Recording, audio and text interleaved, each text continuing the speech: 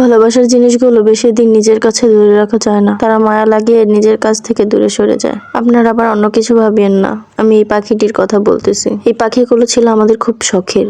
আরোহী পশু পাখির প্রতি অনেক দুর্বল বলে এই পাখিগুলো আমার ভাইয়া এনে দিয়েছিল আরোহীকে। আরোহী খেলার সাথে হচ্ছে এই পাখিগুলো। একটু সময় পেলে এই পাখিদের সাথে এসে কথা বলে, এদেরকে খাবার দেয়, সব দেখাশোনা ওই করে। এই পাখিটা কিছুদিন ধরে ডিম পাড়তেছিল, প্রায় 3টা ডিম পেড়েছে। 3টা ডিম পেড়ে পাখিটা মারা গেল। আমরা কাল রাতেও পাখিটার সাথে কিছুক্ষণ কথা বলে গিয়েছিলাম।